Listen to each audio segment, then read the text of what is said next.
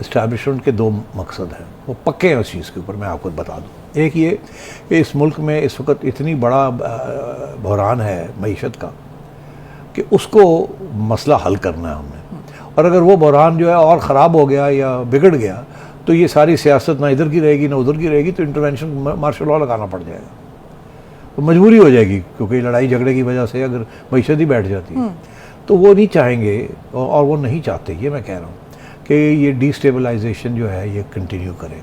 उन्होंने इशारा किया है इसहाक डार साहब को और नून लीग को कि भाई आप ये मईशत जो है इसके ऊपर कोई पीटीआई के साथ बैठ के कुछ चार्टर बना लें, ताकि आप अपनी लड़ाई झगड़े करते रहें, मगर जो लड़ाई झगड़े को जो है वो मईशत को नहीं इफेक्ट होना चाहिए। बिकॉज देखिए दो चीज़ों के ऊपर तो इत्तेफाक है ना, एक ये कि जी IMF प्रोग्राम पीटीआई की गवर्नमेंट ने साइन किया, रेकोडिक पीटीआई की गवर्नमेंट ने साइन किया, अब ये इनकी बारी आई है तो इन्होंने वही जो वो साइन कर गए हैं उसको आगे बढ़ा रहे हैं और पीटीआई अपोज कर रही है उनको। तो इस्टेब्लिशमेंट ये चाहती है कि कुछ मोटी मोटी चीज़ें जिसका ताल्लुक नेशनल इंटरेस्ट के साथ है, कौमी मफाद की बात है, उसके ऊपर इनका कुछ तय हो जाए। ठीक।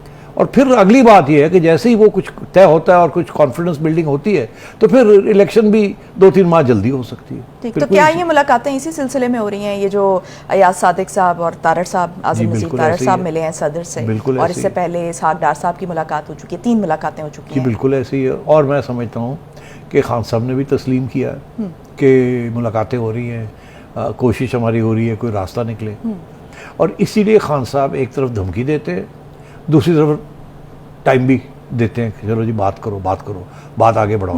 मैं कब से कह रहा हूँ कि खान साहब रास्ता ढूंढ रहे हैं फेस सेविंग, तो मतलब है उन्हें शर्मिंदगी है कि उनका कुछ वो जो डिस्टेबलाइजेशन थी गवर्नमेंट की छुट्टी कराने का सड़कों के ज़रिए, वो नहीं कामयाब हो रहा, और अब तो इस्टेब्लिशमेंट के भी उनके साथ नहीं है खान साहब के। तो अब वो एक तरफ धमकी है अभी भी, और दूसरी तरफ यही है कि बातचीत चले और कोई रास्ता निकले। अच्छा, अब मैं आपको बताऊँ खान साहब क्या चाहते हैं कि रास्ता किस किस्म का निकालना चाहते हैं। खान साहब को इस बात का फिक्र है कि अगर वो नाअहल हो गए फिर क्या होगा, क्योंकि ये पार्टी के पीछे तो है कोई नहीं। ऐसे नहीं है कि नवाज शरीफ नाअहल हो गया और मरियम और शहबाज भी फारग हो गए और पार्टी टूट गई। खान साहब को अगर नाअहल करार दे दिया जाता है और वो प्राइम मिनिस्टर नहीं बन सकते, ठीक, तो फिर क्या होगा, फिर ये पार्टी कहाँ जाएगी, इसका लीडर कौन होगा। खान साहब तो पंजाब के अंदर एक अच्छा एडमिनिस्ट्रेटर लगाने से रहे 4 साल, और कहते रह गए कि बुज़ार को निकालो, किसी और को लगाओ जो 4 काम कर ले, और खान साहब कहते थे नहीं उसकी शायद शोहरत हो जाए तो मुझे चैलेंज ही ना कर दे। ये एटीट्यूड है खान साहब की कि मैं नंबर 1 हूँ, नंबर 2 कोई नहीं, नंबर 3 कोई नहीं। और वो किसी पर रिलाई भी तो नहीं करते हैं। अभी आप ज़िमनी इंतखाबात देख लें कि उनमें जो है वो 9 की 9 नशिस्तों पे वो खुद खड़े हुए। एब्सोल्युटली, अब खुद देख लीजिए आप, इससे क्या, अगर कि आपके पार्टी के लोग खड़े होते वहाँ तो कम से कम ये तो हम कहते हैं कि पार्टी पॉपुलर है। आपकी पॉपुलैरिटी के ऊपर तो हम डाउट ही नहीं करते, मगर पार्टी ने जीतना है ना, सिर्फ आपने तो नहीं जीतना। अच्छा खैर, एनीवे, तो अब आपने अच्छा पॉइंट रेज किया। खान साहब इज़ लुकिंग फॉर अ वे कि मैं वापस पहुंचूँ वहाँ, तो इसलिए उसमें खान साहब 2 चीज़ें मांग रहे हैं। सर अंदर की बात बताऊँ आप, एक ये वो कहते हैं कि जी हम आ जाते हैं हमारे साथ, एक ये तय कर लें कि इस डेट को होगा इलेक्शन, 2 महीने हम छोड़ते हैं, 2-3 महीने आप छोड़ें, और जून जुलाई बजट के बाद आप कर लें या बजट से पहले कर लें। वो कहेंगे बजट के बाद, ये कहेगा बजट से पहले। कोई एक डेट दे दें, एक डेट दे ठीक है, डिस्कस कर लें।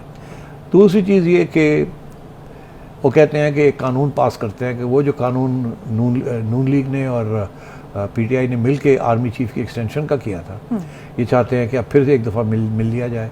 अगर चार्टर ऑफ इकॉनमी होना है तो चार्टर ऑफ डेमोक्रेसी भी हो जाए, और उसके अंदर हम एक कानून पास कर दें कि अब किसी आर्मी चीफ को एक्सटेंशन नहीं मिलेगी। ये भी वो अब बिहाइंड द सीन्स बात कर रही है। अच्छा, तीसरी बात ये, वो कहते हैं मेरे खिलाफ मुझे कन्विक्शन नहीं होगी, मुझे डिस्क्वालीफाई नहीं किया जाएगा, मुझे एश्योरेंस दे कि मुझे डिस्क्वालीफाई आप नहीं करेंगे। ये सारे केसेस जो हैं ये या ख़त्म किए जाएँ या इनको बर्फ़ में डाल दिया जाए, फ्रीज कर दिया जाए। ये धमकी कि जी आप मुझे डिस्क्वालीफाई कर देंगे, ये मुझे मंजूर नहीं, क्योंकि उन्हें पता है ये बड़ी सीरियस संजीदा किस्म की धमकी है, ये इम्प्लीमेंट भी हो सकती है, और उन्हें डर भी इस बात का। तो अब ये 3 चीज़ों के ऊपर वो कहते हैं मुकमुका करो मेरे नाल, तो मैं असम्बलियाँ नहीं डिज़ोल्व करता, हम आपको अगले साल तक चलने देते हैं, 6 महीने और ले लें आप।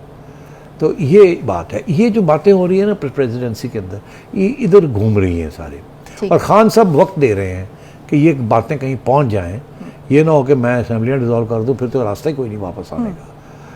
और मैं जाते जाते आपको ये कह दूं, मैं फिर पेशन गोई भी करता हूं कि अगर खान साहब ने ये इनके लिए जिस तरीके से ये चाहते हैं कि वहाँ मुकमका हो जाए, जाके पार्लियामेंट के अंदर मोटे इश्यूज इस तरीके से सेटल हो जाए, जो कि नहीं होंगे, वो बिल्कुल इस वक्त कोई गवर्नमेंट नहीं पास करेगी ये कानून के जी आर्मी चीफ वाला, क्यों करे?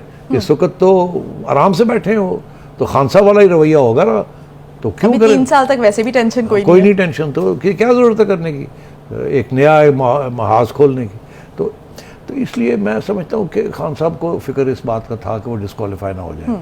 मैं आपसे ये कह रहा हूँ, खान साहब ने अगर ये कदम उठा लिया डिसोल्यूशन का, ठीक, अगर ये कर दिया, पहले तो रोकने की कोशिश करेगी गवर्नमेंट, अगर फेल हो जाती है तो खान साहब कामयाब हो जाते हैं, तो फिर याद रखिए मेरा ये पेशेंट होगी, खान साहब डिस्क्वालीफाई हो जाएंगे। अच्छा, खान साहब विल बी डिस्क्वालीफाइड, ये केसेस पूरे अपने आखिर तक पहुंचेंगे, ये डिस्क्वालीफाई हो जाएंगे और फिर शायद गिरफ्तार भी हो जाए। अगर ऐसी सूरत हाल हुई तो आवाम के अंदर जो पैगाम जाएगा वो ये जाएगा कि अदालतें और इस्टेब्लिशमेंट खान के ख़िलाफ़ हो गई हैं, और अगर अदालतें और इस्टेब्लिशमेंट खान के ख़िलाफ़ हो जाए तो फिर ये कभी जीत नहीं सकते। ये आम आदमी के अंदर ये एक पैगाम चला जाएगा।